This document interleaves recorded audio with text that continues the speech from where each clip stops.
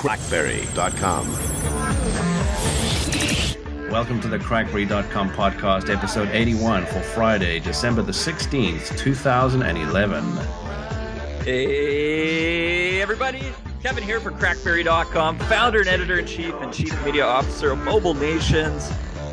We are here for our, what's it called? I guess our 2011 year in review CrackBerry Super Podcast. On the show today, we have Adam Zeiss. Hello, hello. We've got Joseph Holder. Hello. We've got Craig Johnston, whose sexy voice you've already heard. Hi, everybody. And Kevin, can I just say that your house looks like the Poltergeist house? Maybe it was filmed here. We've had a couple people want to film movies here in Winterpeg. We also have joining us via audio only, Blaze. Say hello. Hey, satellite. Hey. And we do have our executive producer, Renee Ritchie, in the background, the voice of, wisdom and jujitsu. Ignore the man behind the curtain. Ignore the man behind Mobile Nation. So He's we've the got a Wizard lot. of Oz. I'm hopped up on coffee today. I've been making some very good espresso, working from home because I wanted everybody to see my lovely Christmas tree. Yay. And it's really cold outside, and I didn't plug my car in, so that's the other half of that story of why I'm kind of. Do you have an electric car? No, although Marcus, who's the president or CEO, I forget the title of Smartphone Experts / Mobile Nations, he just bought a Nissan Leaf, which is kind of interesting. But I don't think electric cars would work in Winnipeg. Although apparently they do. I didn't get the whole I didn't plug my car in thing. I was just kind of. Well, yeah, I didn't plug my car in either. Here in the States, we don't plug our cars in at night. You don't have block heaters in your cars in the States? It stays above freezing. Huh. Yeah, we have block heaters that keep the engines warm overnight. You gotta tuck them in, right? But if you forget to, they're just solid. It doesn't work. Yeah, you're right. It don't start. You go. But You really need to move out of Winnipeg. I've never bought that option on my car. I need to move. My control goal for 2012 is to not be here for this year-end show next year. That was your goal for 2011 too. And 2010 and 2009 and 8 and dope. Okay, enough car talk unless we're talking QNX later. But 2011 year in review show. We've got a lot of topics to cover. I had Adam Zeiss go through the year, and Adam, you basically set things up, month by month, what happened, right? I did, yeah. I ran through everything. It was kind of interesting to think back, because it's so much goes on, and with RIM in general, but just in the tech world, it's like thinking that all this stuff actually happened this year it either seems like it was so long ago or not that long ago. So it was just cool to kind of stick it all together, but. Hopefully we'll be able to sneak it all in and get through everything because it was a pretty busy year for RIM, ups and downs a lot. We started out on a super high note and obviously kind of worked our way down, which we'll get into. But so I don't know.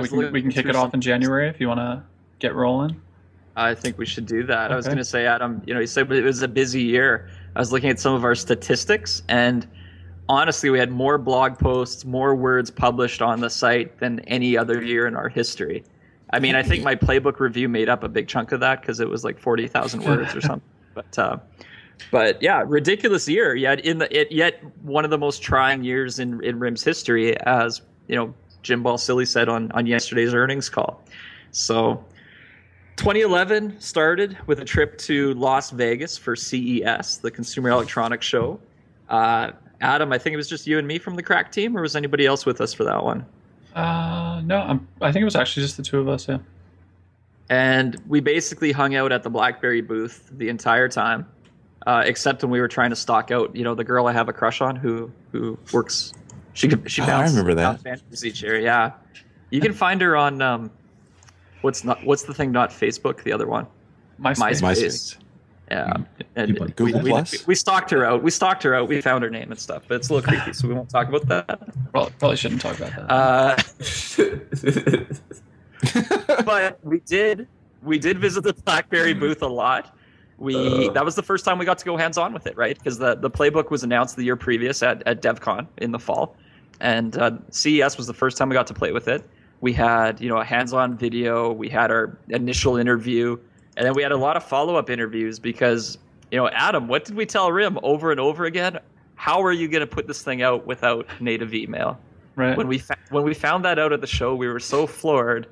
I just lectured everybody I could find who worked for RIM, and basically said, "You guys are crazy if you think you're going to call this a web tablet and say email through the web browser is good enough. Because even if it is, and even if on my Mac laptop I use Gmail through the web browser, you can't put out a mobile device like that because people are just going to rip it apart." The company, especially when your company is basically known for email in the mobile industry. Absolutely freaking correct, Blaze.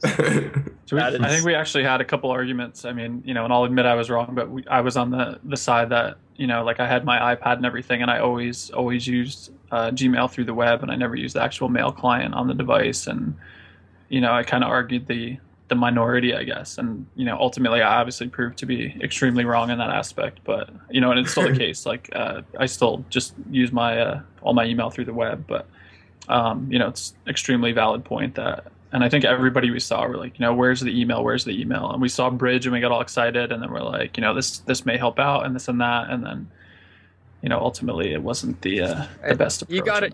You need to put yourself like these companies when they're working on products, not just RIM, but anybody. If I worked for RIM, if I worked for HTC or Motorola or name your mobile device company, when you're working on the product, just think like a blogger. Think like you're a blogger, a tech reviewer, ripping apart a product. And that's what people are going to do when it hits the market. So you need to think like that in advance. And, trying to change the message around what's just the expected thing, it's never going to work. Even if you're right and you believe you're right, that you can do it all through a great web browser. So what do you need a native client?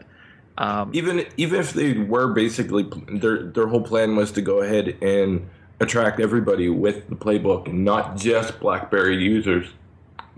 They sort of sidetrack themselves from that because they can't attract anybody with it without an actual email client on there. Yeah, the web browser is great, but it's not really.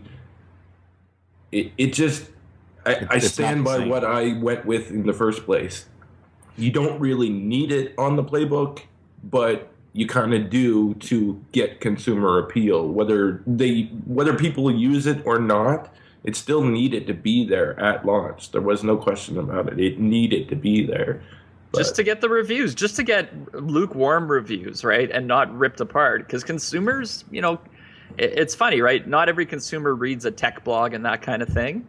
But eventually, the messages that are put out there by those initial reviewers, by the initial feedback, by the initial enthusiast, innovator, early adopter users, those permeate through media very quickly. Even if my mom or my girlfriend's mom never reads a blog in her life, what Pogue or CrackBerry Kevin or Walt or whoever write, eventually the message makes its way through to those people, right? It gets passed around and tossed around, and if anything, it gets amplified. So if the initial reviews are kind of bad, by the time it hits my girlfriend's mom and she's watching the Italian news channel talking about the playbook, it's getting ripped apart like it's the worst thing ever. Oh yeah, my mom after we did up our reviews and stuff like that, and just from the basic coverage of it, my mom, who she works for AT&T and she does customer care tech support and stuff like that, so she's not exactly technology illiterate or anything like that, but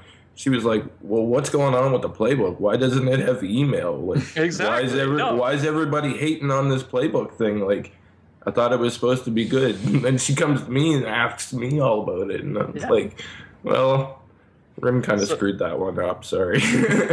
It was a faux pas. But honestly, I mean, Adam, a lot of people saw my initial hands-on video with the playbook. And seriously, I was shaking, right? This was like the first time using a BlackBerry device that was so different. When I first used the touchscreen Storm, I was excited and everything else. But the playbook was the first glimpse of the real future of RIM and where the new direction of phones are going, and all the devices are going. And it was just awesome. So lack of native email aside, the whole experience got, I think both of us, Adam too, right? So excited to pick up a device and you're like, this doesn't feel like a BlackBerry. Like, who made this thing? But starting to use it and what? I'm just gonna say, it was pretty crazy. Like when I think back about it, because we you go up into CES in the convention center. And RIM, I think pretty much all the time they're always kind of, towards the back. So I just remember us, kind of running through the crowd because at CES there's masses and masses of people. So we're, just trying to spot the BlackBerry booth, and we're like running through, and we get there, and there was just this, sprawl of playbooks, and there was a little, I think they had like a little, not like a secret room, but they had where they were hooked up to TVs, and, they were showing off BlackBerry Bridge, and we were just in there kind of playing around with it. And at that point, we didn't know any of the gestures. We didn't know, can it do this, this, and this? So we're in there just quizzing these guys, and they're like, well, you can do this. And they're minimizing videos and games that are still playing in the background. And we're just like, oh, we got to film that. We got to blog that, and Kevin gets like his holy crap face. Is like, oh my God, I can't believe that. We got to do this and this, and it was just very overwhelming. And they had all the accessories, in the display, all the hard cases and soft cases and, the charging stands and this and that. So it was just, it was a very cool experience because everybody loves new products, and the first time you see them all, it's just, like such a great experience. So I think we were just super, super excited at that point, and every day for the 3 or 4 days, we just kept going back to the booth, and we were there for hours at a time, just looking over the same stuff and just learning new stuff. And it was just, it was a good way to start the year for sure. I think it was a super high point to get things rolling. And weren't there some celebrities at that one too? Was that? Yeah, not that the was show? the one they pulled up. They had Lara Spencer, Olivia Wilde was there. I think that was the one with Common where he does a little BlackBerry rap and stuff like that. But those Vinny were more Chase, just for the Chase. devices. But yeah, Adrienne Grenier. Yeah, we had such a crush on Lara Spencer there too, except for her boyfriend who's kind of. Yeah. Her boyfriend didn't take a liking to you. Is that what you're saying?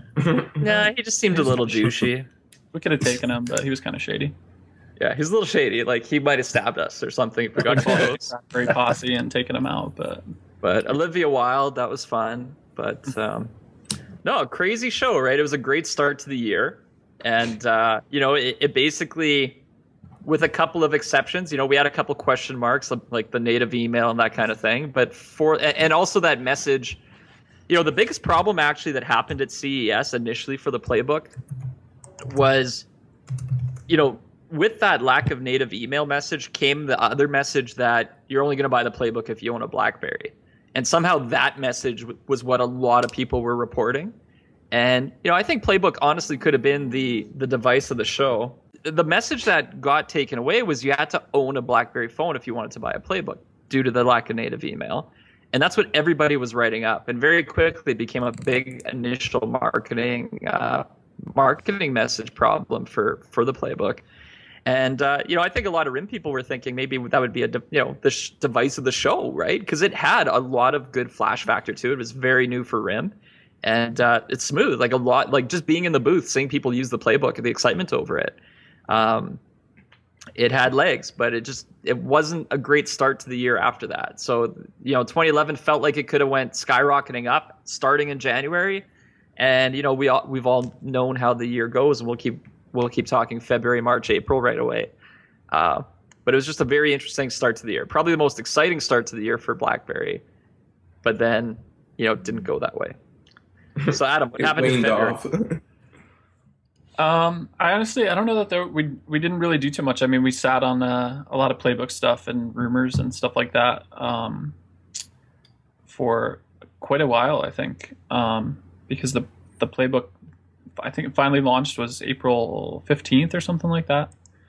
So I think in between after CES, we just came off this, we were on this super BlackBerry high, and it was just, we want to get our hands on one of these. We want to play with it, and I think a lot of like the manuals or the help documents and stuff started to kind of leak out, where we learned about the gestures and just all kinds of different features. So we started posting a fair amount of how-to stuff, but it was all this brand new stuff on, how to navigate and, swipe up for this and down for this and stuff like that. So I think everything was just kind of building towards the playbook release.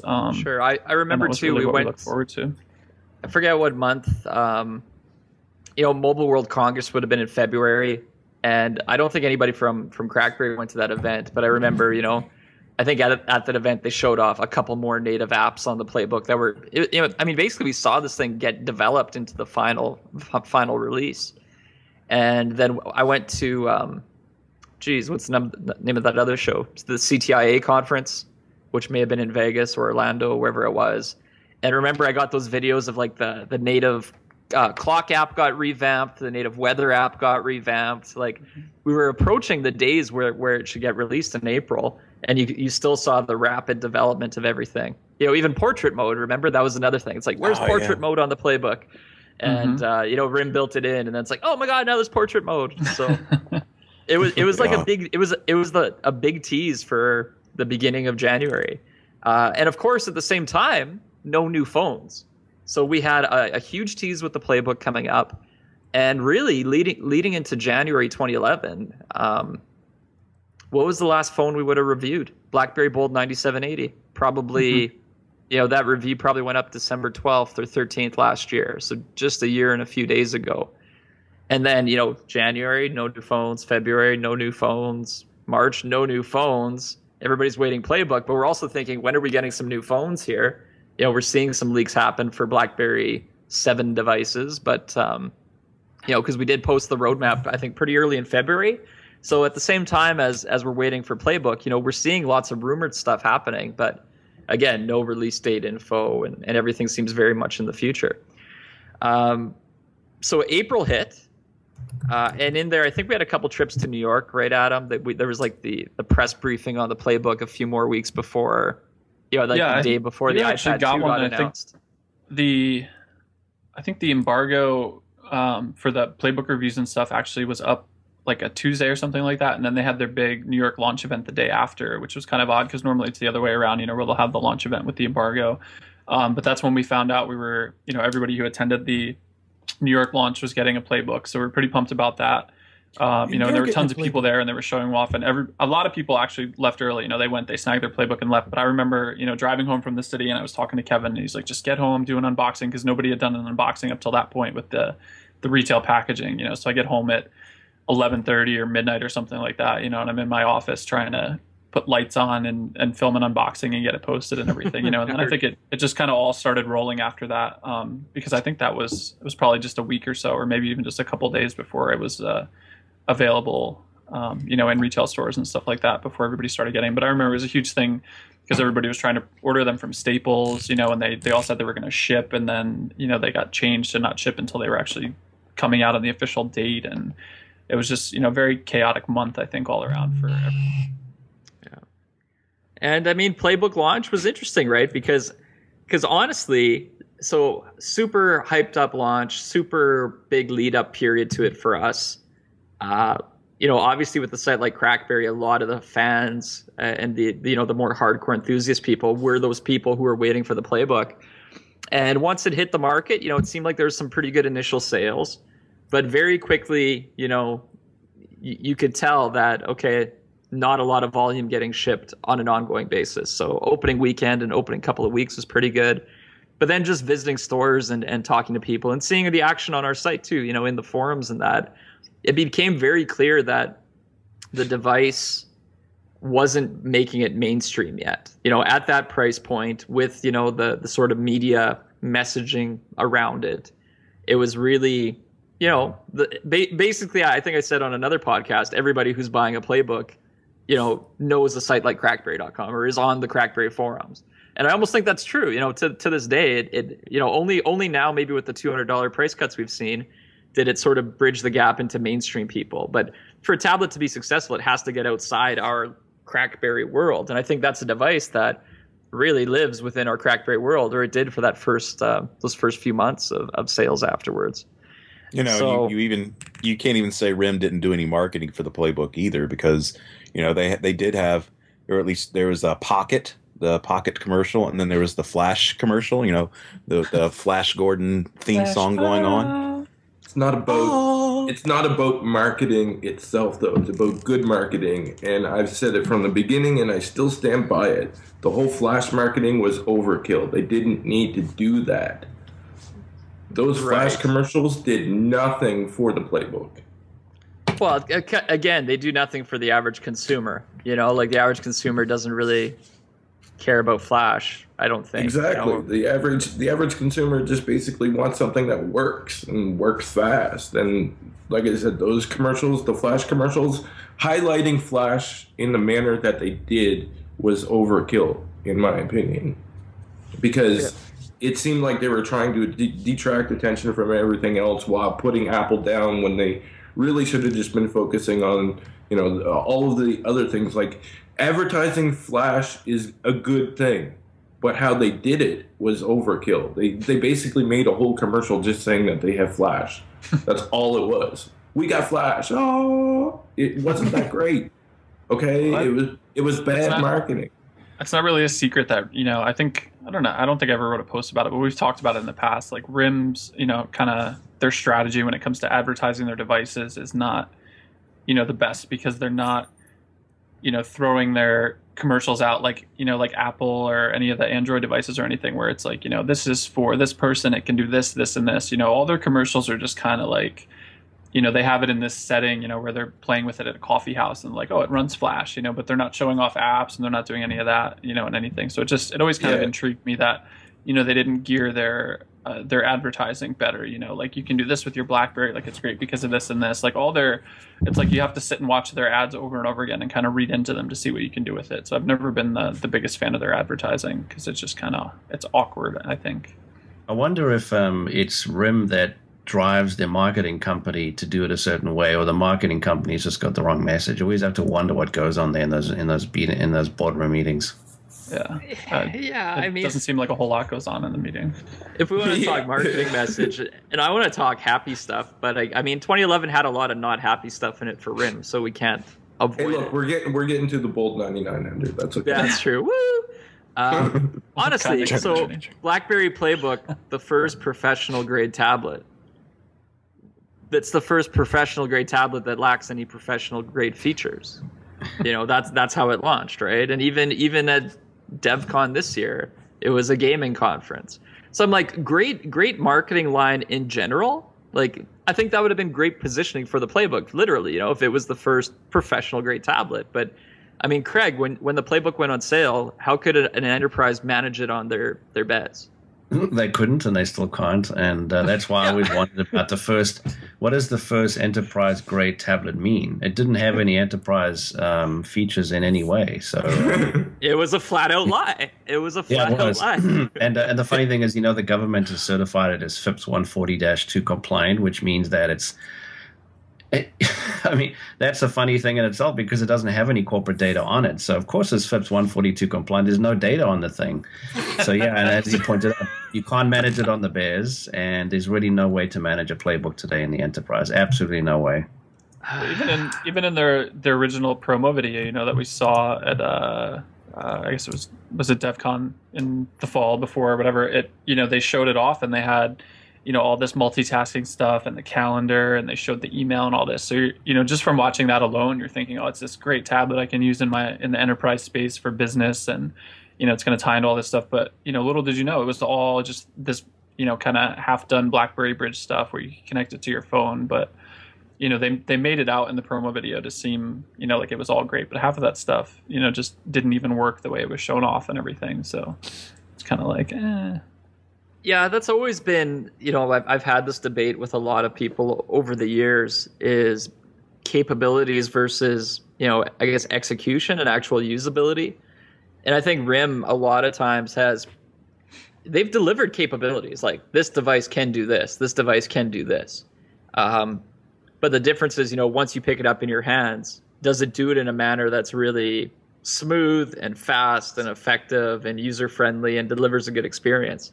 And that's sometimes what's lacked, right? And I hope going ahead, that's one of these areas that BlackBerry 10 addresses, and I think it will. Yeah. But you're right. Bridge conceptually was great, but I've never been one to use Bridge much because I just found even my phone slowed down if I started to use it a lot. Like it I don't know. Please sound off. We know looking at the situation and everything, like from the past, what's happened with the Playbook thus far. So when we take a look at it now, we know that Playbook OS 2.0 is coming. They're going to launch it in February. What's everybody's expectations for 2.0?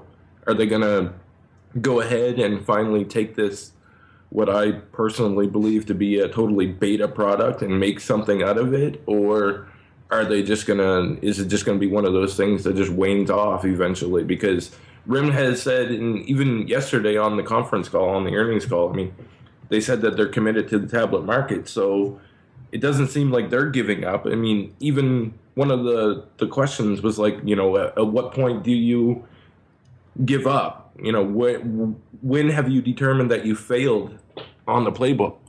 And they basically said that they're not going to give up. They're just going to go keep pushing forward. And so what's everybody's expectations for Playbook 2.0 and onward for the playbook?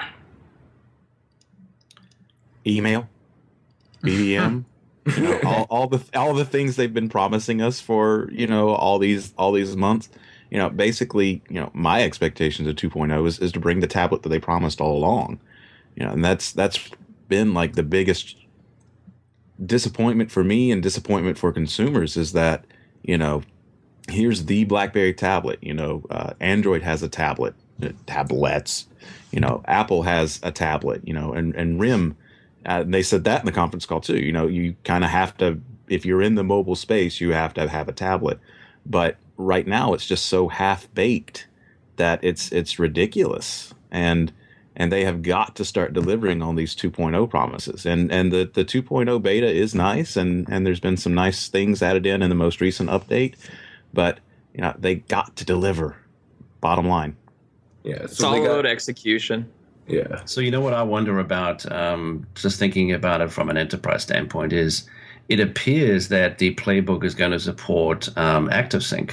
That appears to be what we've seen from the screenshots, right, Kevin? Mm-hmm. Yeah. Mm-hmm. Yeah.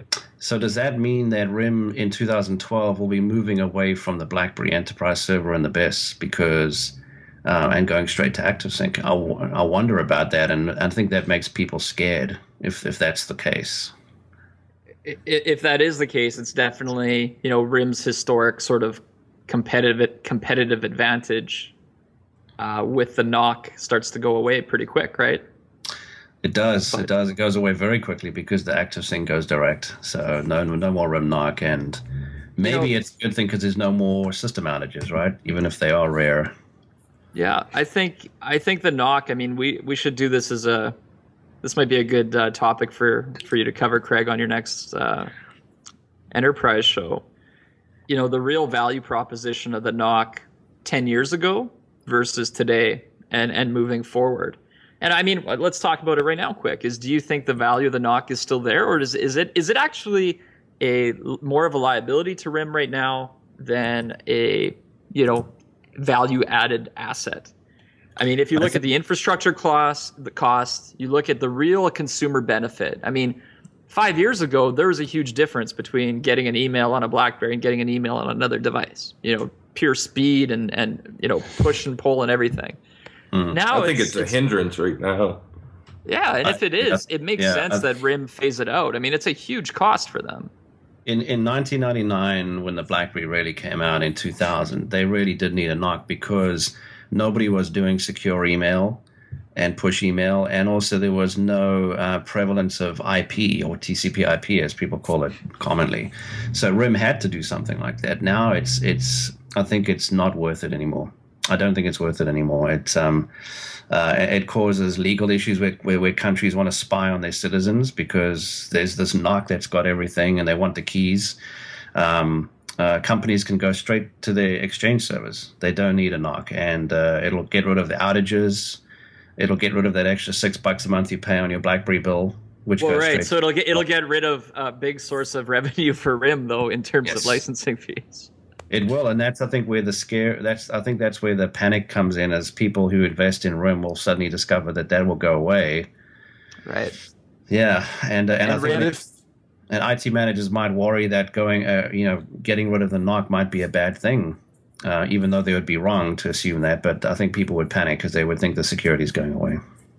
Mm-hmm. But if you get rid of the knock, do you get rid of push email? Do you get rid of BBM? I mean, what happens with those features?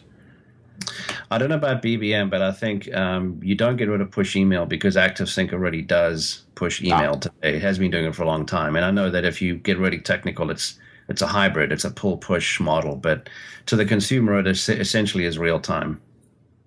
For BlackBerry Messenger, I'm not sure about that. Maybe the messages just go between BlackBerries directly instead of going through a knock. Yeah, no matter what the case is, I believe like right now all these delays that we're seeing are basically due because of the knock. Like if you want to go ahead and believe the rumors, which I pretty much do believe, that the knock is the reason why we don't have email right now. The knock is the reason why we don't have native BBM on the playbook and stuff like that. I think they didn't figure out in enough time how to implement all of that stuff into the BBX platform, and that's why we're seeing all these delays. Because whether or not they've worked it out now is a totally different story, because we've heard both scenarios, that they've gone ahead and they've completed the process. They know what they're doing now, and we're going to go ahead and see it later on down the road. But I think for most of this year, it was them sort of fumbling around trying to figure out exactly how to implement the knock into the BBX platform, basically. And realistically, they could have. I don't see as to why they didn't just go ahead and include an ActiveSync email client on the playbook, just to go ahead and appease the people of at least having one there, with the mention that knock services would be coming later, Bez services would be coming later. They could have at least put in an ActiveSync client on the playbook and did it that way, rather than just saying, use your web browser. It's the same thing. You know what, Chris? I think it's less the knock and more the BlackBerry servers themselves, because the BIS and the Bears only allow one pin per registered BlackBerry user. The knock is really just a relay, and the knock essentially just says, "Oh, here's a message coming from Kevin. It's going to Craig. I know how to route it through that BlackBerry server," and off it goes. So it's just a big relay switch. So they don't have the two pins communicating with each other. Right, so it's really the BlackBerry server itself that's where the problem lies, I think, mostly. But if you look at Good Technologies, those guys have a knock as well, and you can have multiple devices on Good Technology. You can have the Good client installed on multiple devices, and you still get your email. And they have a knock, so that's why I believe it's more to do with the Bears and the Biz. So I guess that becomes a 2012 discussion we'll have in January. Is where does the knock go? Yeah. Where has all the knock? No, I won't. Yeah, back to the year in review. What month are we on, Adam? I'm lost. May? I think we can roll up to May and BlackBerry World, because there's quite a bit that came out of BlackBerry World. So I mean, going into BlackBerry World, we still haven't touched a BlackBerry 7 smartphone, right? I think that's the case. Correct. And stock price is steadily eroding, and Playbook is not quite the success at launch we want. So that's kind of the almost halfway through 2011 stance. I think the Playbook was still like super exciting at that point, because we'd only had it for maybe 2-3 weeks, so we were like super pumped to go to BlackBerry World, and it was a fun scene, because normally everybody at BlackBerry World they're walking around with 1 or 2 devices, but everybody there had Playbook in one hand, a phone in the other hand. So it was still like the newness of it, and a lot of stuff that we didn't know that made it super exciting to get to BlackBerry World. And Rim was still making nice updates for it, like giving us video chat and new Facebook apps. And actually, that's for sure one of my favorite moments of this year was we're sitting in the press room at BlackBerry World. Everybody just got free playbooks, or people who owned it at home downloaded the update that brought video chat. And we started video chatting with all these people we just never have even talked to before on video. Like good old Yusuf in Finland, rings us up. And it's like, Yusuf, what's up? Like we've never talked to him before face to face. It was awesome. So it was different. Now I'm not going to. I could ask the question now. When is the last time everybody's done a Facebook Playbook video chat on this BlackBerry World in May? That's a couple months ago. I cannot remember when. But the same question could be asked, because you have an iPad. When was the last time that you used FaceTime? Never. Exactly. So I don't even know how to, honestly. It's so complicated. I've not used FaceTime on my iPad 2 in like 6 months, so it's not really any different. It's the same kind of comparison, really. Well, I did a Playbook video chat last night, so screw y'all. You just did it because you knew that question was going to be asked. No. After the RIM earnings call, I had to, talk to some deep throat sources. And do you know why I think people don't use People don't use video chat on the playbook because it is clunky. It doesn't integrate with your address book. So if you say wipe your playbook and you start over, you have to re-add all of your contacts and get permission from them all over again. Whereas if you use FaceTime or Skype, you just zap it back on the thing and there's all your contacts back again, and it's easier to get back into, I think. Is that true? I don't remember about permissions. BBID doesn't just repopulate your video chat list? No, I've never had to do it.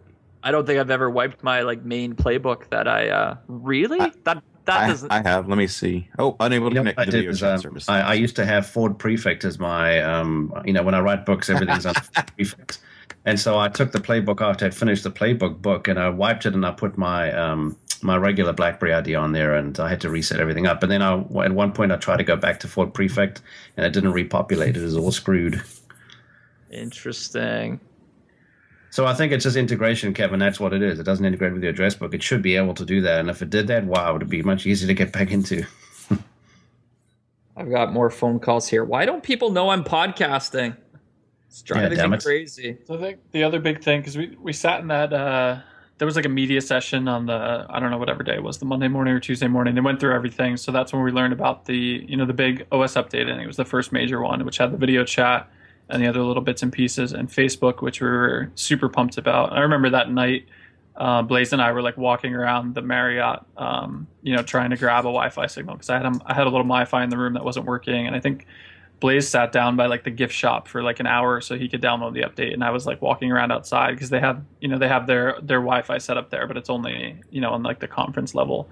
So we were all walking around trying to get that to install and everything. So that was a fun experience. But I think the other big thing, which they announced during that press briefing too, was finally the bold 9900, 9930. But they had announced it and kind of shown it a little bit. Later talked about it in the keynote, but they didn't give an official date or anything. So it was kind of here's your phone, but we can't tell you when it's coming out because we're not sure. But we know we have to announce something. So here it is. Because there were all the other devices. I think the majority of them anyway were all rumored. The torches and the curves and everything. So we're they're going to announce the bold, and they're going to announce this, this, and this. We get there, and they're just hey, we're going to announce this phone, but we can't really tell you when it's coming because we're not sure. But you need to be quiet now because we announced something, and that's all there is to it. And same goes for Angry Birds. Isn't that when they said Angry Birds was coming? Yes, big screen in the background. But we'll talk. We'll wrap up 2012 and or 2011 later, and we'll talk about. To me, if I summed up the year, I would almost call it the year of broken promises. And I mean, there's been every year there's always a few broken promises, but I think this year we had an exceptionally large amount of broken promises. More so than ever in the past history of RIM. What's that, 10, 12 years now? Yeah, I mean, we could go back. I mean, we could do it right now if we want. But I mean, I don't know if I can count them on all 10 fingers here, but we could start with things like, when was the playbook originally supposed to be released? I think it was a Q1 2011 thing, right? But it moved into April. Native email within 60 days of launch. We'll have Android apps before the end of summer. BlackBerry 7 release dates, I think, got pushed back quite a bit from what was expected. And that was due to, carrier certification taking a long time. I think that was a Mike L podcast thing. We can talk about, QNX phones Q1 2012, which was delivered to us at the general meeting by a CEO. Not the case. Where do we go from there? There's more. I know that's not it. That's only 7 though, or 6. Blaze, help me out. There's more. We've got Playbook will work on your BlackBerry servers. Yeah, they never really promised that overly loudly though, but that was an expectation I think that was definitely missed. They whispered it to you. They did whisper it. 4G playbooks. Yeah. Whatever happened to that? Yeah. No, we're waiting on LTE chips. I was reading a blog post comment this morning that said, it's all about everything's being, it's bloggers and the consumers who are crazy who ruin everything for RIM, because if we didn't know what was upcoming from all the leaks on the internet, then RIM would be fine. But I was thinking about it, I'm like, that hasn't been the case at all in 2011. That's not true. Actually. There's been less leaks than ever before in terms of kind of upcoming roadmap and things like that. I think Yeah, The all of the playbook was the best kept secret RIM had. It never leaked beforehand. The only thing that we had for the playbook was like, you know, random specifications about the processor and everything. They kept QNX basically totally a secret. Yeah. They never ended up getting any of the device pictures leaked or anything like that. Nobody knew what the playbook was going to look like beforehand. And everything else that has come along with that, like all of these broken promises, have all come directly from RIM themselves. Exactly. That's the thing this year. Like, and you know, anything that has leaked has actually been really exciting this year. Like, you know, the 9900, seeing the specs, all that stuff. I don't think there's been any whining from us. The only whining from us has been from things we've been told by the company that have then fallen off and not become true. So I don't think you can really fault us for that this year. And Kevin, I think we know from the history of CrackBerry that it is actually CrackBerry that has boosted RIM sales by leaking, getting and building the excitement, right? And people are at a fever pitch when the device comes out. That would be my argument for sure. If anything, we're suffering from a lack of leaks right now. Kinda, yeah. It's true. They cut us off from the OSs and everything. I mean, they basically stopped, like the BlackBerry 7.1 OSs. They basically stopped putting those up on what's called the developer portal. So developers can't go ahead and download them. They're doing all of their testing internally now. So RIM employees are no longer allowed to basically go ahead and download the exe installation file. That's why you're not seeing all these leaked OSs, is because it's all done through Desktop Manager at RIM buildings and stuff like that now. You can't get full OSs. That's why we're seeing all these half-baked leaked OSs show up, and you know, we can't get leaked OSs for the playbook because those are all done internally. You can't install a playbook OS. The devices are all run off of the QNX software, which is basically means that they're utilizing the same route that they use with the playbook for, you know, in terms of design, in terms of, you know, in-house testing, all of that stuff. Like I said, we never got to see the playbook before it released. Chances are we're not going to see a whole heck of a lot of the devices either, because all of the development is done on the QNX side of the house. So, you know, it RIM internally is changing, and they've locked down a lot of those leaks and stuff that could even possibly be mentioned. So, you know, they're sort of putting themselves in a bind because we don't have anything really new to go ahead and post about, because none of it has leaked out. They're locking themselves down, and they're, I guess in their mind, they're protecting themselves from us, the bloggers, or everything else. I think they're just getting their ducks in a row is a big part of it. They got a lot of people. It takes a lot of time to get the organization smooth. And I mean, a lot of it too, you know, the difference with the playbook leaks, you know, it wasn't RIM. RIM's for the most part, you know, maybe again, operating systems aside, is pretty tight on that end. It's when things go to carriers that they leak out for the most part. I mean, we've talked about that a lot. And you know, something like Playbook with no radio in it didn't have to go to a carrier, so therefore, you know, RIM people don't leak, so less leaks, easier to keep tight. You know, I was going to kind of say something. Times. I liked all my leaks. Well, let's talk about the BlackBerry Bold 9900, because that got unveiled at BlackBerry World, and leak or no leak, it was beautiful to finally feel that so good keyboard. It's definitely my precious.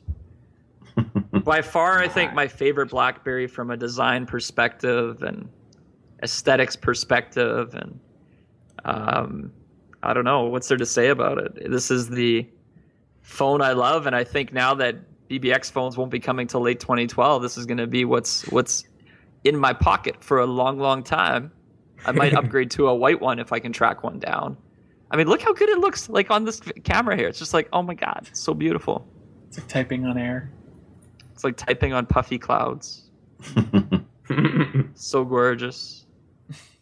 It has NFC, which I don't use for anything currently, but it has it. Can't argue with that. Do you ever use the BlackBerry kickstand? When it becomes useful, we're ready.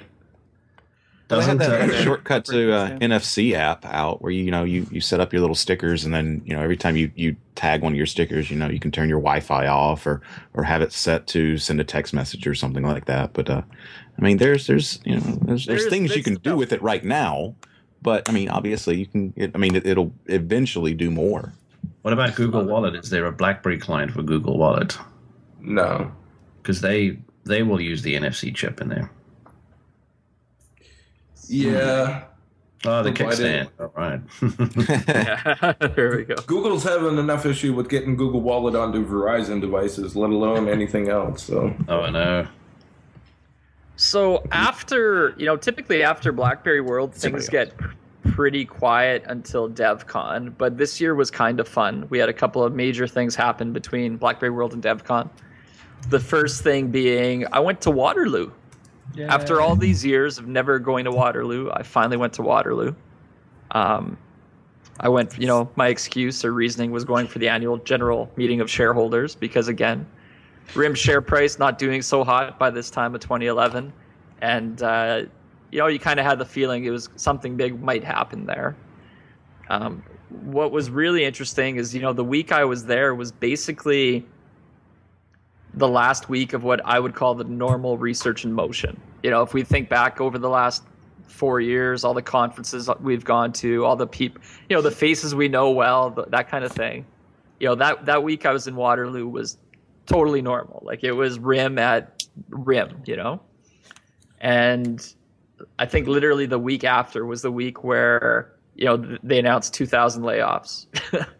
And people started disappearing. And then people started quitting, guys we know well, like Mike Kirkup and Tyler Lassard, leave RIM. And then more people, geez, I can't believe, the most shocking one now is one of our favorite PR people, Brenna Eller left RIM. I'm like, oh my God, what's happening? Like, it's just literally a talent drain and a change of tone. And I think a lot of change happening, which just made things for the last half of the year feel a little weird from our perspective, because it's every week you hear another story about somebody who's left and a bit of a talent drain happening. But first talking about the trip to Waterloo, it was great, right? I had some really good meetings, met a lot of good people, and just got a better perspective of how RIM is organized and run. And, some of the things that became really apparent to me that didn't strike me beforehand is, we knew RIM is a big company, and we know they have a lot of buildings in Waterloo.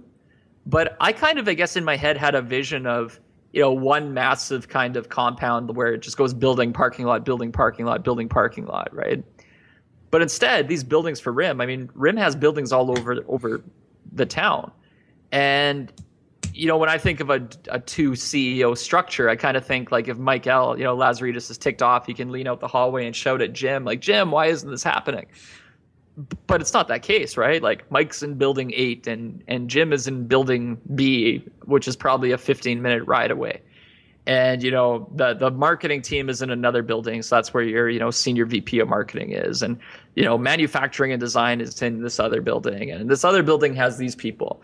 So, even though RIM is headquartered in Waterloo, you could have the people across. It's basically a virtual company, right? Like you don't have the conversations happening on a daily basis around the water cooler with your senior people. Everybody's kind of separate, and they get together when there's things. And seeing that kind of environment and culture, I think it's maybe part of the reason why we've seen some of the delays that happens for RIM over the years and that kind of thing, because you don't, with such a big company, the way they're organized, you just don't have that daily accountability that, I don't know, I guess I thought was there. I see there being a lot of opportunity for things to slip up, I guess. There's a lot of chances there for that to happen. So it's really interesting to see that, right? Just how big the company is. And also when you see that many people and that many buildings and everything else, you kind of think like, wow, there's a lot of people here. RIM can't fail. I don't want to say too big to fail, but it's kind of like they have a lot of people and obviously a lot of BlackBerries being shipped out the door still. So it gave me a sense that, they'll figure it out and turn things around. There's still time. And honestly, the smartphone game is still pretty young, right? There's still 80% feature phones in the world and only 20% smartphones. So yeah, probably more than that. Yeah, even if RIM just focuses on low end, Yeah, if RIM still focuses on low end berries, as long as they can move them, I mean, they're still going to have cash coming in for a long time to fix up the BlackBerry 10 game. And I honestly, after yesterday's earnings call, I really think that's what they're saying. They're like, you know what? Yeah. We don't need. We're planning on not selling one. If we sell 2 phones in North America in 2012, great. We're not banking on it. We're going to finance this company in our next year of operations internationally, and then we're coming back to North America with BlackBerry 10. It's going to be strong. I also like that Michael actually took the time to go ahead and basically say, like, at least what I took from it, because I forget what the question was or what the scenario or how it got lined up was. But anyways, basically they said, we're working with QNX. QNX is in however many, whatever the number was, it was like 68,000 or 680,000 or something like that. Anyways, they basically, to me, that was them saying, look, it's not only smartphones that we're working on here. We have acquired a lot of other companies in this year as well. So, in the forums and stuff like that, I've always posted Research in Motion is the company. BlackBerry is a product that Research in Motion makes. There is more to Research in Motion, the company, than just BlackBerry devices. They're working with QNX. They're working in the automotive industry. Do you think QNX isn't making any money somewhere along the line in the automotive industry as well? They may not be announcing any of the profits or losses through QNX, but somewhere along that line, there is money being made outside of BlackBerry smartphones. So they're yes, they have BlackBerry devices. That's what they're known for. But they're working on other things as well. Yeah, it's not like BlackBerry is the sole product that they have.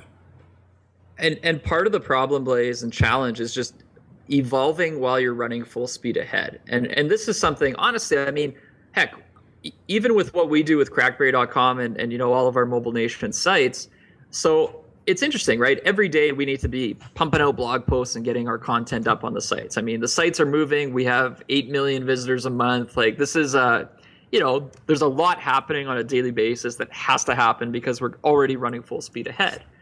There's things we want to do better. There's things I want to change up so we can move from 8 million visitors a month to 10, 15, 20 million visitors a month. And you need to get organized and make things happen to work there. But when you're already running full speed ahead, worrying about delivering the product today,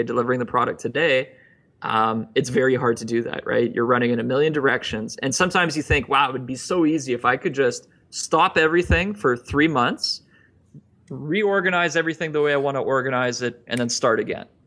But that's not a luxury you have, and I think what RIM's trying to do here is that, but obviously the scale is infinitely bigger. It's massively bigger with massively more people involved. And I appreciate that challenge. It is freaking hard. And I think that's what we're seeing right now is, this last half of 2011 and probably going through into early 2012, a lot of it has been RIM saying, okay, we still need to pump products out the door and everything else.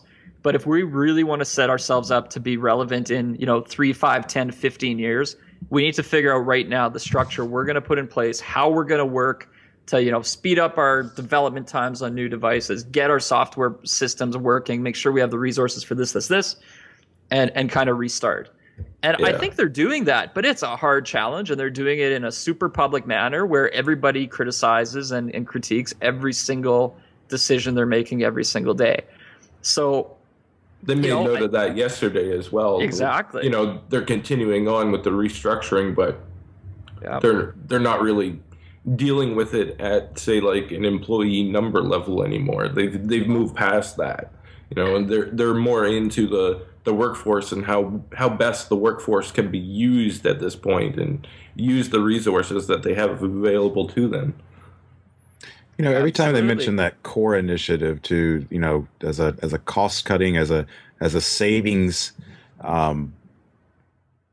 program across the company, all I could think of was they're limiting the amount of pens and paper clips people can buy. Like they honestly, that's what kept popping into my head. But they said that's not a workforce reduction thing. So I think they're trying to send a very clear message that there's no more layoffs intended right now.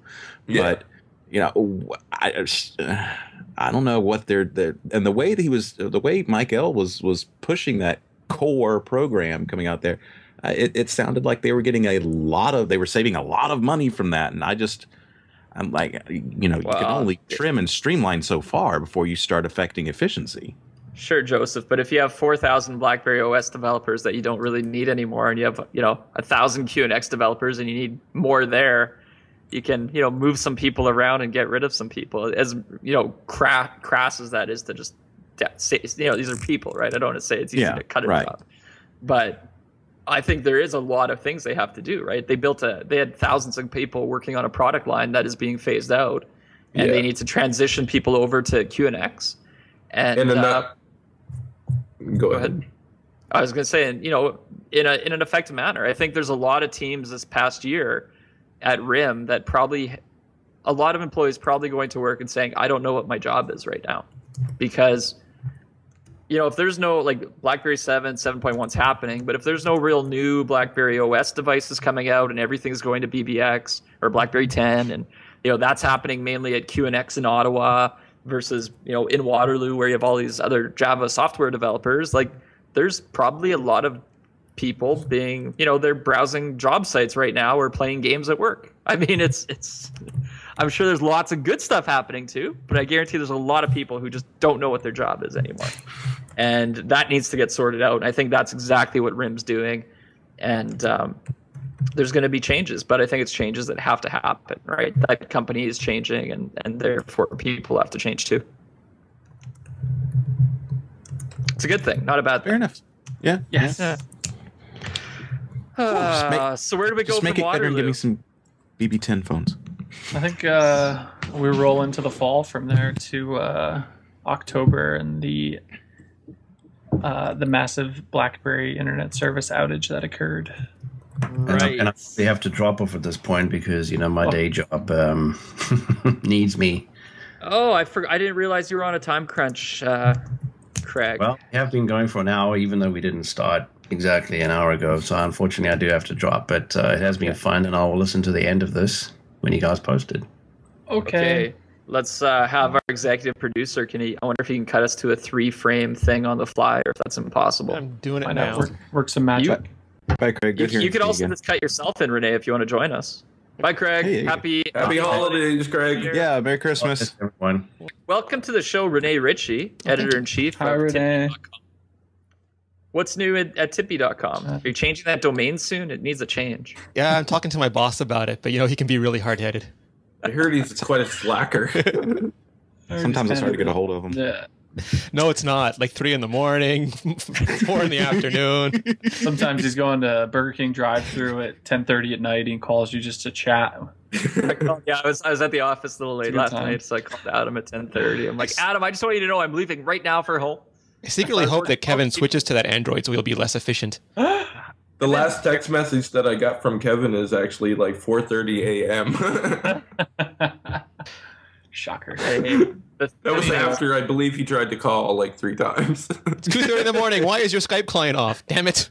Why aren't you working? I just expect everybody to work 24/7. I mean, this is not a job. This is a calling in life. There's a difference. And we're very happy you reduced it to 24/7.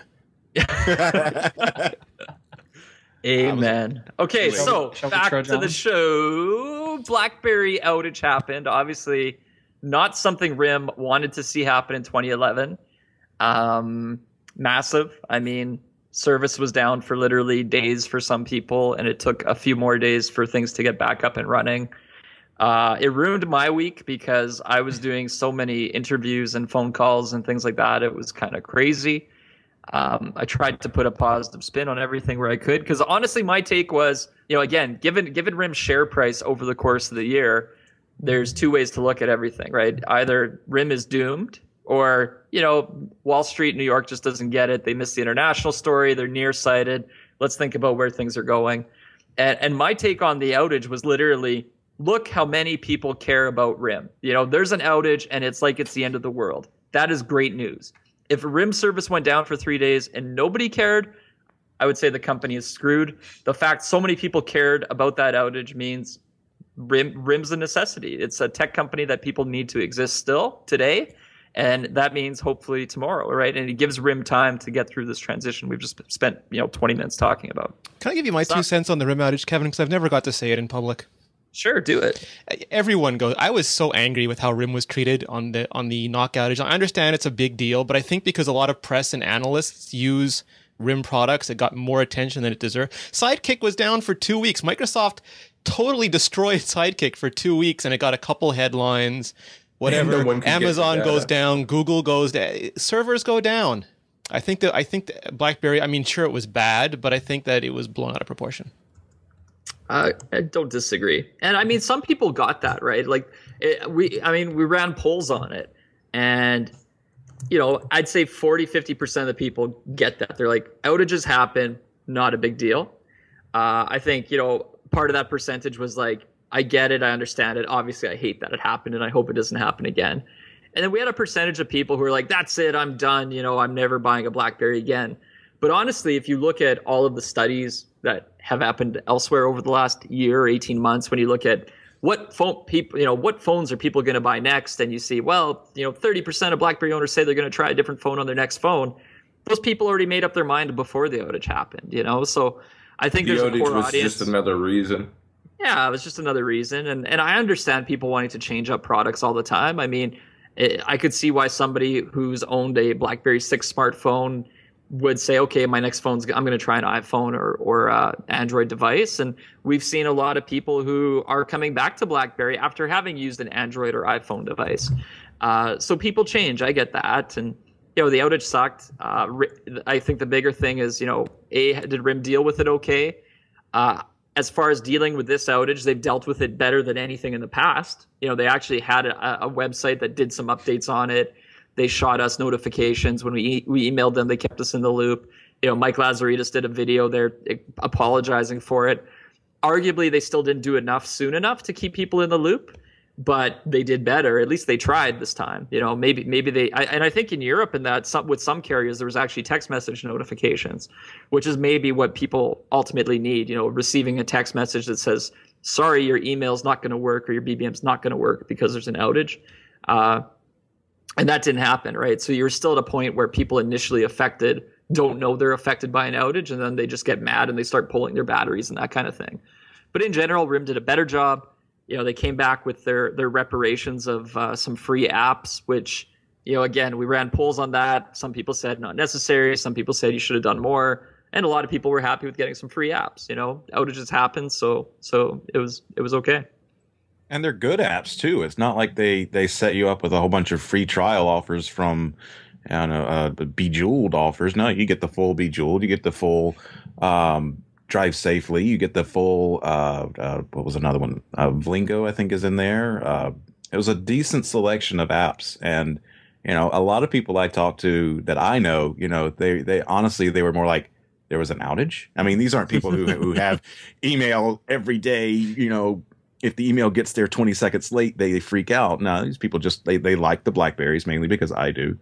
But they're like, there was an outage. I'm like, yeah. Well, there's a whole bunch of free apps. Oh, cool. SimCity Deluxe, and that in itself builds a little bit of loyalty. I like that they, said, we're sorry. You're absolutely right. This shouldn't have happened. It's a little difficult for us to all to send you a check for $5 because, honestly, how much is each person going to get if RIM tries to pay, everybody some money? So here, we've worked out this deal, have, $120 worth of free applications. Enjoy them. They're all the free full versions. Sorry, we'll work on it. We'll work on it better. But, at least they did some act of contrition, to say, my bad. Yeah. And again, at DevCon, which was the week after, that was kind of the first thing Mike Lazaridis got on stage and sort of apologized for. And, we have to do better, and they will do better.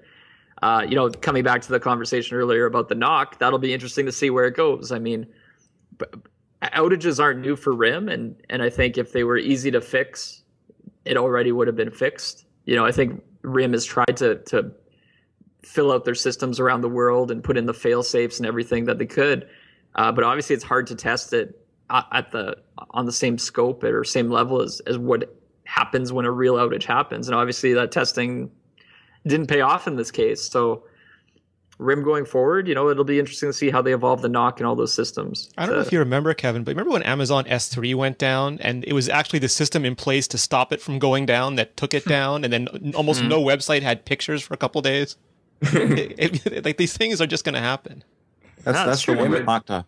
If Amazon S3 goes down, then basically the whole internet goes down. Yeah. You have a big website that, a huge, massive website, chances are you're using an Amazon S3, so a portion of your site is gone. So, true enough.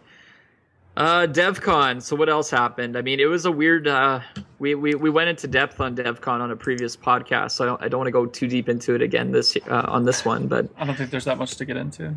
It was a weird show, right? Like, we were kind of hoping, you'll see BBX phones at DevCon, another broken promise. That didn't happen, Leapfrogging the competition. Leapfrogging the competition. Now, that's not to say there weren't BBX phones at DevCon. I'm sure there were, but I'm sure they just may have stayed in Mike Gell's suite the whole week, being shown off to some carriers and gaming partners and people like that. So we were a little let down. I mean, we got more playbooks, which was nice. It was interesting from a people perspective because, again, so many of the faces that we've seen and known from other conferences just were not there at this conference. There was no Mike Kirkup giving us our 10-minute walkthrough of the solution showcase. But to be honest, there wasn't really much of a solution showcase because the 100+ sponsors that are normally there were probably whittled down to 10. It would have been a 6-second video. So it was interesting, right? It really became apparent at that point that within North America, people are not investing in the platform right now. They are waiting to see RIM make their changes and put out devices and for people to buy them. So it's a bit of an awakening on that front. A lot of hope also. I mean, we had some great discussions. We met guys like Alex Saunders who, are coming in on the developer relations side, who seem to be right for the job, being, and trying to do the right things, being very out there and vocal and interactive with the community. We'll see how that plays out over the next, 3 months, 6 months, 9 months leading up to the BlackBerry release of BlackBerry 10 phones, and even Playbook OS 2. How does the app situation look? Have they plugged the gaps in the developer ecosystem and community? But yeah, it was kind of a weird DevCon. We missed DevCon Asia, but again, I think comparing DevCon Asia to DevCon North America would have been very different. Where DevCon America was a little bit quiet and subdued, I think DevCon Asia was pretty freaking awesome for the people there with super positive attitude. Right? It's just other side of the world.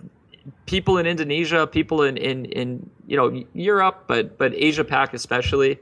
They don't get the negative RIM sentiment of North America. They're like, why are people giving RIM such a hard time? Because in those places, it's just that's the phone people want, right? It's such a topsy-turvy thing happening right now. And isn't that like mainly because of like the BlackBerry just pulls less data? The BlackBerry is just overall a less expensive phone to own. Because there's a few reasons why it's so successful international. I mean, one right away is simply it's still a prestigious brand in those markets. I mean, people want to own BlackBerry. It has this aura of being the CEO phone, the celebrity phone, and people view it as a high-end device. Like if you own a BlackBerry, that's like owning something really prestigious. You want it. Part of it is the pricing. You can afford to, carriers don't trust your credit in a lot of these countries overseas. So you're buying the device outright. If you can buy an iPhone or a Galaxy Nexus for $700, $800, $900 outright, okay, great. Maybe there's people who do buy it, but you can buy 2 to 3 to 4 BlackBerries for, let's say 2.5 BlackBerries for the same cost. That's what people are going to do. And also in these markets, a lot of people own more than one phone. So if I can own 3 BlackBerries for the cost of 1 iPhone, that's what I'm going to do. And the reason they do that is because the carrier networks are pretty crappy. So a lot of people in cities like, say, Jakarta, on one end of the city, one carrier works a lot better than another carrier. So instead of swapping SIM cards and things like that, they literally will have 3 phones, 3 different plans, and they're alternating out phones based on where they are. They also have a very text-heavy culture, right? Like a phone for his very text-heavy culture, and probably the biggest thing is BBM, but not BBM for the reasons of it's a great social thing. BBM for the reasons that it's the most reliable form of communication, because on some of those networks, the carrier signals are so bad. You could send an email or a text, you don't actually know it's getting to somebody. But BBM with the red delivered messages and just the speed of it, you trust it a lot more. And it's not here. I mean, here voice is subsidized by text message fees. Their data is data, and BBM is so much cheaper than paying for voice data. Yeah, exactly. And the other thing too is, with RIM, with the NOC, one of the big advantages is how they can segment out data. So they can offer these very reasonable data plans where they say, well, for $6 a month, you can have, email, BBM, and Facebook, Twitter, but nothing else. We're not going to give you web browser data for that price. So if you want that extra Facebook, it's going to cost you $1 or more. Like, they can literally control individual apps on their pricing plans. So they could say, you only get BBM. You can also buy Facebook and Twitter for an extra $1 a month. And the carriers, RIM has great carrier relationship skills, especially with a lot of these other markets where you have individual carriers in a country, where it's not as pronounced. It's not the big conglomerates. So, I mean, Apple and other carriers have big relationships too, but I think RIM actually has a really powerful sales organization and on internationally that has done well. It's kind of like 2 companies, right? You go to BlackBerry Europe, BlackBerry, or BlackBerry EMEA, BlackBerry Asia Pac, and you're rocking and rolling. Whereas North America, US, you're probably feeling a little depressed right now. So, how did we get on this topic? We were talking about Asia. DevCon Asia, right? So we didn't go to that event, but I think it was pretty good. And we did see some rollouts, more recently in just the last month of more BlackBerry 7 devices, which, obviously the BlackBerry 7 rollout started late this year. I mean, when did it hit? When did the 9900 hit? August? It was August, yeah. August, and then we've seen it, slowly and quickly make all these new phones hit the market in the back part of the year. And now with the 9790, I think that's really it for BlackBerry 7 smartphones. Like that roadmap we leaked in February is complete. We got a couple surprises, like the Porsche design P9981. I mean P9981 by BlackBerry. Dollars? Well, it cost yeah. I don't know. Kevin's favorite phone of the year, hands down. Yeah, I mean, it's the phone I want if I can get one, just because it's exclusive. But the keyboard's not as good as the 9900. It's like dating a supermodel, Kevin. It is. Or the white 9900, which I don't have. I might even prefer that. But no, so I mean that kind of brings us to now, right? Which is, we had RIM's December 15th earnings call. The stock is at an all-time low. BlackBerry 10 phones are delayed till late next year. It sounds kind of depressing, but yet I don't know. I'm pretty excited. I think, honestly, I'm more happy now knowing that they've said the phones, BlackBerry 10 won't be here till late next year, because I feel like, what's that saying? The elephant in the room or whatever. Like, it's out there. That's the case. And now we won't be hell-bent focusing on that stuff. We kind of know what it's out, so we can be excited for OS 2 when it hits for the playbook. We can focus on that. We can, just kind of focus on helping BlackBerry owners get the most out of the phones they own now.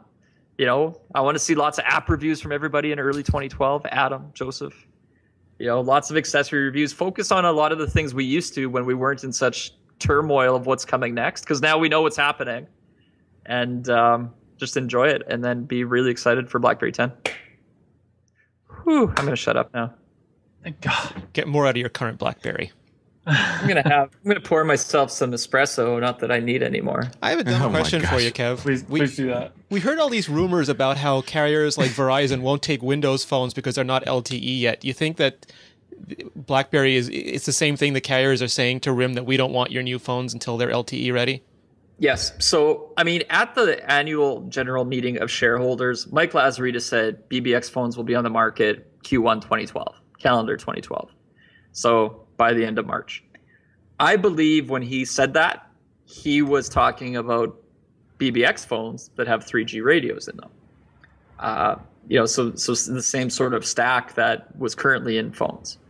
One of the rumors we heard, we've already seen device code names change, and the first rumored BBX phone was BlackBerry Colt. So that was kind of the touch screen. And, the word we had early on was that Colt didn't have LTE. That was still sort of your 3G stack. And that, RIM shopped that around. And I'm pretty sure Verizon said, we don't want a BlackBerry unless it has LTE from you guys anymore. And I think at that point is when things started to change up. So, and we saw Colt got, scrapped in favor of London and Lisbon in terms of the code name game. And, RIM's never publicly said that's the story, but I'm pretty sure that's kind of the story of how things went down. And I think RIM basically saw, okay, if, our chance for this company, again, I think RIM knows that their stock is already so depressed. Things are already so bad. It's kind of like you might as well just accept it and focus on the next goal and not worry about that today. It's kind of like I said, it's hard to, you're already running full speed ahead. It's hard to transition while you're doing it. So I think RIM has just accepted the business is currently screwed, especially in the US. We can't worry about this month's sales or next month's sales. We need to, if we want to exist, 3 years from now, we need to focus on getting it right now, getting those products out that are going to blow people's minds. And then they said, okay, that's what we're doing. And that's kind of what came out yesterday with, well, we're going to put a chipset into this device that won't be available until, mid 2012. So you won't see the phones until the latter part of 2012. Some people are saying, well, it seems like just BS. Maybe it is, but I can see that story panning out based on some of those rumors we've seen in the past that there's been that story happening behind the scenes. So to answer your question, yeah, I think LTE BlackBerry is what Verizon wants, and that's maybe we could have seen BlackBerry 10's phones sooner, but we're not going to now because they're just going right to LTE. It's a dual core or more LTE play. Maybe they skip dual core and go quad core. After the earnings call, I googled dual core LT chipset delayed mid 2012, and oddly enough, a whole bunch of articles about the iPhone 5 came up, and these stories were a little dated for the time, like they were referring back to September and October. But Renee, since you're the resident iPhone expert sitting down there in the corner, is that are we looking at kind of the same chipset delays between iPhone and BlackBerry? Or I don't know if it's fair to call them a delay. Our good friend Mickey Papillon nailed this, I think, early last year. He said this is the chip that Apple's going to use for LTE because it's low power, and Apple's not going to put out an iPhone with bad battery life. And if there's anyone who cares about battery life more than Apple, it's RIM. And I don't see them going with like a Thunderbolt LTE radio or anything. If Kevin only got 3 or 4 hours of battery life out of his BlackBerry, he'd be throwing it at someone's head. Yeah, so they have to be very careful. Yeah, it's true. No, it's honestly true though, Renee. Like, what's the point? What's the point of having a phone that doesn't last at least the day? Yeah. If you can't make it home at night with a phone with some battery in it, it's crap. And anybody who doesn't get that, it doesn't have. How can I be really rude here? I want to be rude. Like I want to say something mean. You tell Phil. They have no priorities in their life. They live at home or they stay at home, and they don't actually have any, their time's not that valuable. That's the bottom line. Nobody cares about them because, I need my phone working. Whew. Kevin, you're an asshole. Yeah, you just I'm okay saying it at the same time. I don't want to be your friend if you don't value a phone that, if you don't care if your phone dies right away. All right. I guess we're not friends anymore. No, but see, you work from home, so you're okay. You can just plug in. You don't value it the same way. But when I'm calling you at 10:30 at night driving, I need my phone working. Can't be dead. Could always plug it in the Now car. the big thing is I will now take back everything I said and just say buy a lot of spare batteries and chargers from, shopcrackberry.com and our new superstore, which actually supports other platforms, Android, iOS, etc. And then you're okay. You can buy phones that don't have good battery life. Kevin will love you again. Or if you're like then Phil, I'll love you. You can just basically go ahead and use the recommendation, plug your phone in everywhere whenever you can. I wrote that. I've got a good question I want to talk on that came up in the chat, since we've already just blown our 2011 year in review show all over the place. Is that what this was? is it a good time to buy RIM stock because it's getting dirt cheap? Honestly, my personal take is I'm scared. Like I've actually, I obviously have a lot of friends and people who are asking this question daily. Like, should I buy? Should I not buy? And a lot of the people a few months ago who were like, "Oh, RIM stock's low. Should I buy it?" My advice, which again I don't give stock advice or anything like that, I said I don't think it's done bottoming out. And my reason was very straightforward, which was just, momentum is a super powerful thing, and it works in both directions. You have momentum growing and you have momentum coming down. And once you have momentum, it takes time to slow things down and steer course. And RIM had a lot of positive growth for a lot of years that just seemed unstoppable. And sometimes you didn't almost get why the growth was happening based on the devices they were selling. You're like, well, it's a good phone, but it's not a great phone at the Storm or something like that. But still, RIM stock price was going up, even at that point. And then once it turned the corner and starts heading down, it starts heading down. And the good news is not, the good news is is not amplified at all, and the bad news is made 10 times worse based on that momentum effect. And I haven't seen anything. There's nothing that RIM's doing yet to stop that momentum on the downward side. So is right now a good time to buy stock? Historically, it's definitely cheap, but I don't know if I'm seeing anything on that momentum side to change the way the price will go. I could see it going lower still before it turns around. And if it gets low enough, you don't know what's going to happen, because then it gets crazy times. Does somebody want to pick it up, try to buy the business? If it gets low enough, Kevin, will you buy it? Yes. Will you fix RIM? I will sell everything I own, which will give me, not a lot of money. Will you partner with Tim Hortons and buy RIM? Yes. If you want to send PayPal donations to Kevin@crackberry.com, I will accept them. They will go either towards buying shares of RIM or, I don't know, Cups of coffee at Tim Hortons, Burger King, or a watches. Porsche. Yeah, Porsche BlackBerry. I should really buy. Go ahead. I'll make sure he doesn't buy any more espresso. I was going to say one thing about the RIM stock price is that RIM doesn't exist in a vacuum. The entire stock market is up one day, is down one day, is around and around, and and even with the playbook not selling spectacularly well, I was reading a report today that said none of the tablets have actually met the expectations of sales for it was either this quarter or this year. I'm sorry, I read it right before the podcast, but RIM's not in a vacuum, and they are affected by outside things. In this economy right now, and the $200 thing helped, but not everybody's got the money to go out and buy a tablet. Not everybody's got the money to go and buy a phone off contract for $700. So, I hate to try to make excuses for RIM or anything like that, but they don't exist in a vacuum, and they do have the pressures of the economy right now forcing themselves upon them. Sorry to be a Debbie Downer there. Whoa. You're not.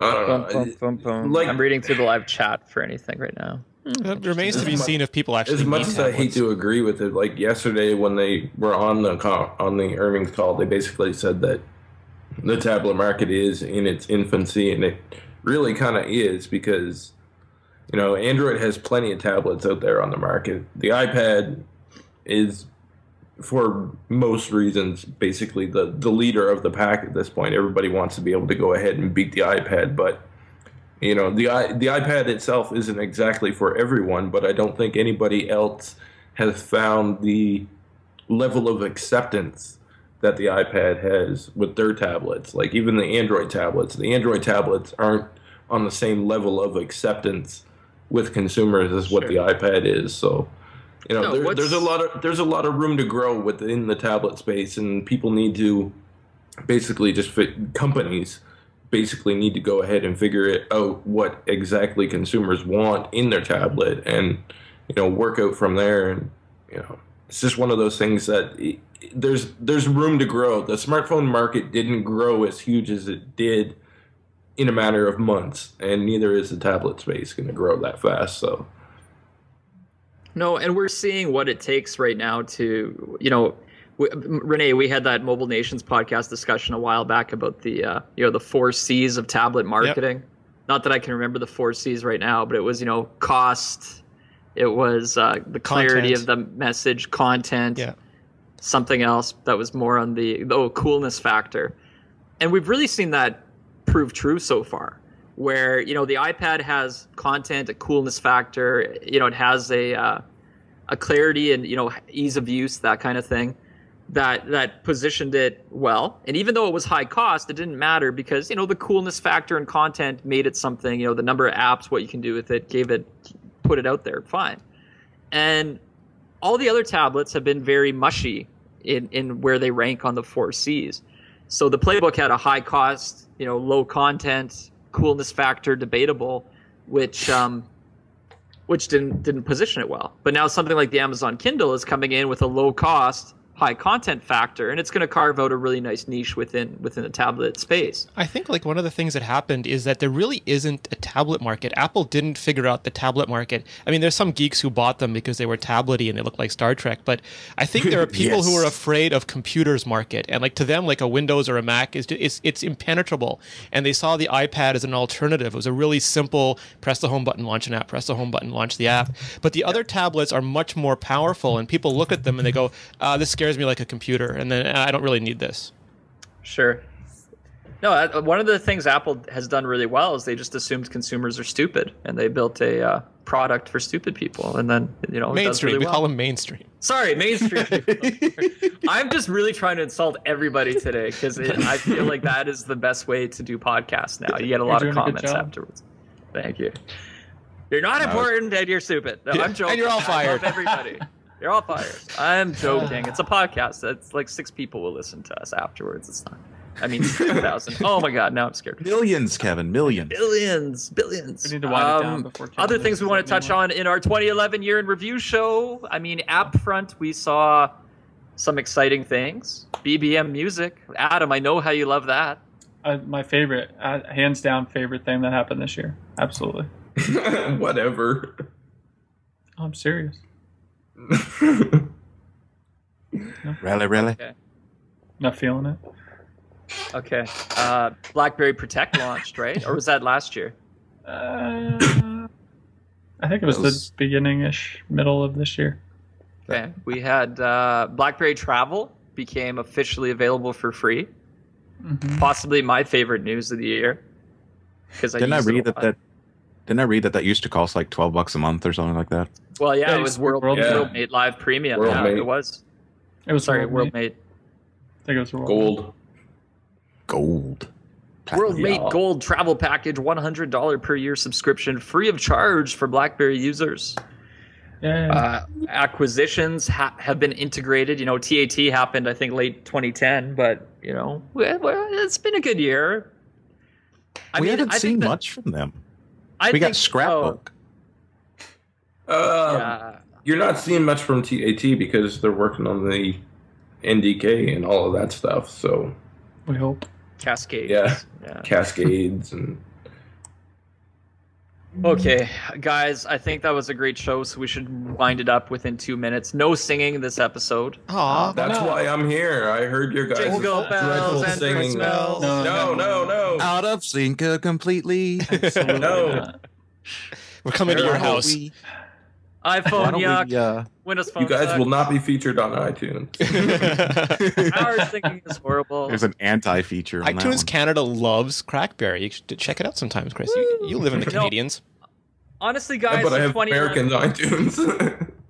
Look, 2011, I think, is going to go down in RIM's history as one of their most challenging years, obviously. We won't know until, I would say, 2012, 2013. Like, basically, we need to see what happens. It's going to be weird. This could become a pivotal year in the transition of RIM's history to a greater company that is a huge player in the tech space for decades to come. It could go down as the year where everything fell apart and, this time next year, RIM is no longer RIM as we know it, which I hope to God doesn't happen, obviously. But right now, like, low stock price, bad sentiment in the US, still making a lot of money, roadmap that's taking longer than we want, pretty good phones on the market. They need to market them more, which they've promised they're going to do. I will predict right now that by the end of this month or maybe next month, we see a whole bunch of commercials going on in the US that feature celebrities using BlackBerries. You heard it here Katy Perry. first. Kanye, man. Honestly, if I were if I were RIM, so last night Jim Balsillie said we're going to spend $100 million on marketing in the U.S. to start pushing BlackBerry 7 phones. So here's what I would do if I were RIM. We know what these phones are awesome at. We know what the 9900 is great at, right? When you put a keyboard on a phone like this and you put on BBM and you put on everything, you're basically saying this phone is the world's best communication app. We're not sacrificing the functionality. Phones like the Galaxy Nexus, the iPhone 4S. I mean, Renee, you can correct me if you disagree. But basically, you're saying on a phone like this, communication is just another app. Yeah. It's a little bit better integrated. We'll give you some features, but you're really saying it's a big touchscreen. You change the way you use it. It's a stop and use mobile computer device more so than a phone or a communication tool. You're absolutely right. This is a communication tool. It's the best communication tool on the planet still. If I were RIM wanting to sell a lot of these to Americans, I would do a whole bunch of commercials that feature celebrities and focusing on, North America's love for being a little bit excessive. North America sells lots of SUVs while the rest of the world doesn't. That kind of mentality. I would put out commercials saying if you don't own a BlackBerry, you're just not exclusive. You're not hot. You don't matter. Because really, you should own two phones. 2 devices. Who owns only one mobile device in 2011 or 2012? I'm like, buy a BlackBerry. That's how you connect to your peers. That is the communication tool that makes you a part of the exclusive BBM club. And then if you want to own an iOS or Android or iPad or anything else, do that too. But if you don't have a BlackBerry, you're nobody. That would be my campaign. The iPhone should replace your Nintendo, not your phone. Right. I predict Renee by mid-2012 will also be using a BlackBerry. He'll have his iPhone. He'll love his iPhone, but he's gonna just be like, you know what? If I want to be cool, I gotta have a BlackBerry too. So we're gonna have a little meta image. And now that I've insulted everybody, thanks, Kev. Thanks for having us on this podcast. Thanks for not firing us. Yeah.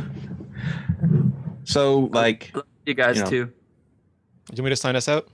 Wait, is that how you're gonna end it, by insulting everybody? No, I wouldn't have it any other way. Somebody just said I'm out of touch with the real consumer. Mr. JT, I need you to clarify that. You're out of touch with social skills, too. Look, the hot chicks use BBM. If hot chicks aren't the real consumer, I just don't want to live in this world. No, Okay, bye. Michelle refuses to give All right, up her I guess we're going to end like one of those, just a... You want to do an outro, Kevin? No, we should do a final message. Okay, this was a fun show. I had a lot of caffeine, so we kind of went a little wild in a couple of spots. Like I said previously twice already, 2011 will be a challenging year for RIM. I'm really actually optimistic going into 2012, but maybe more importantly, I'm optimistic going into 2013 because I think things get worse before they get better. I think RIM will not be let's say, a Palm story. I think it will be a turnaround story. I think RIM has to win back the love of a lot of people in North America, but I think their international story is good enough that it buys them the time as a business to make that transition, which is something very different than the Palm story, where they had nobody on their side buying devices and they lost all sorts of revenue. RIM's got money coming in. They got a lot of smart people. I believe they have a plan, and I believe they're working on that plan now. It really comes down to execution, execution, execution, execution. Yesterday's message saying BlackBerry 10 won't be here until later next year basically gives RIM time to quit worrying about what other people are saying and just execute. So that's it. They've got 10 months, 9 months of execution to come right now. And we're going to watch it every step of the way. I've got faith. Rimpire will strike back. And on that note, everybody, happy holidays for me. I'll turn over to the other guys to say their farewells. And Renee, you can take us out with the Mobile Nation's awesome line. Where can we find you, Kevin? Farewell on this podcast or farewell to RIM? Stop it. Of this podcast. Are you serious? Oh. I'm so No, fired. I was confused. Hang on. Kevin, where can we find you? Why would we say goodbye to RIM? I just said they're going to kick butt in 2013. He's going to reach through the screen and smack you, Adam. I swear, I see it on his more than the face. insults he's been dishing out, so that's fine. Yeah. Kevin, where can we find you? Where can we find you? CrackBerry.com, CrackBerry Kevin on Twitter. You can find me on Google+, but I don't really understand. They really kind of botched how to find people there. What? Plus Kevin Mitchell. Don't start. Adam, where really can I have to find draw you? everything out, huh? You can't just answer the damn question. Adam, go. My name's Adam. I'm on CrackBerry, about.me/Adam, Twitter at azeiss, and I don't know if you're still listening, but hi to my niece Kyla. Thanks. Bye. Joseph. I'm Joseph Holder. You can find me at crackberry.com. You can find me at the Twitters at crackberryjoe. And if you know how to use Google+, you can find me at Joseph Holder. Chris. I'm going to take the long-winded approach and say that 2012 will be a good year for RIM because despite the fact that I'm absolutely horrible at tearing them up for when they are doing things wrong, I think they deserve it, they need to know it, and I will be here in 2012 doing it until they improve and show me what I want. Happy holidays, everybody, and you can find me on Twitter, BLA1ZE. Happy holidays, Merry Christmas, everybody. Happy Hanukkah, Kwanzaa, Festivus for the rest of us. Give me a high five. High five? Give me a high five. All right. Can I do it this way? You can find me at Rene Ritchie. You can find all of us at CrackBerry. You can email us at podcast@crackberry.com or leave a post, a comment on the post when it goes live. We are here whenever Kevin feels like it, and you can find every 2 weeks. Every 2 weeks, like Kevin work. You can find all of our shows at mobilenations.com/shows. We have all your favorite platforms and all your favorite shows. We have Stock Talk, Mobile Nation Enterprise with Craig, who was just on previously, and a bunch of new stuff to come. If you haven't already, please subscribe to the show in your favorite podcast client. Leave a rating. It helps people find us. We appreciate that. And huge love to the CrackBerry Nation for 2012. Yes.